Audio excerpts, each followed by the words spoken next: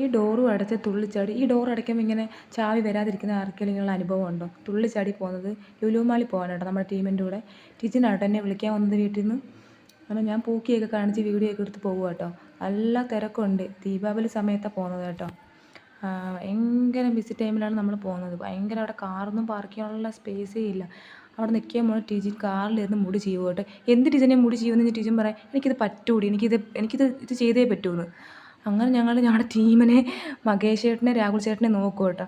അപ്പോൾ ഉണ്ട് സെക്യൂരിറ്റി ആയിട്ട് ഫ്രണ്ടിൽ നിൽക്കുന്നത്. ഞങ്ങൾ വെച്ച് ലുലു മാളിലാണോ വന്നത് അതോ ഗോവയിലാണോ വന്നത്, കണ്ണാടിയൊക്കെ വെച്ച് നിൽക്കുന്നു. പിന്നെ നമ്മൾ അവിടെ നിന്ന് വീഡിയോ ഒക്കെ എടുത്തു കേട്ടോ. വീഡിയോ ഒക്കെ എടുത്ത് കുറച്ച് നേരമൊക്കെ നിന്ന് എല്ലാവരും വായൊക്കെ നോക്കി കറക്കമായിരുന്നു. ഇത് നമ്മളെടുത്ത ഫോട്ടോ കേട്ടോ. എടുത്ത് പിന്നെ കഴിച്ച് അവർ പോയി കേട്ടോ. ഒരു ബൈക്കിലാണ് വന്നത്, അവരിറങ്ങി. ഞാനും ടീച്ചറിനെ കിടന്ന് ഓടുന്നത്. ഞങ്ങൾ കാറ് പാർക്ക് ചെയ്ത് എവിടെയെന്ന് അറിയാൻ വയ്യ, ലിഫ്റ്റ് കിട്ടുന്നില്ല കേട്ടോ. ഞങ്ങൾ ഓട്ടം ഓടി ഊപ്പാട് വന്നു കേട്ടോ. ഇതുപോലെ അനുഭവം എൻ്റെ പൊന്നെ എൻ്റെ ജീവിതത്തിൽ ഉണ്ടായിട്ടില്ല. പിന്നെ ലാസ്റ്റ് ഞങ്ങൾ കാറ് കണ്ടുപിടിച്ച്. അടുത്ത വീഡിയോ കാണാൻ. ടാറ്റ ബൈ.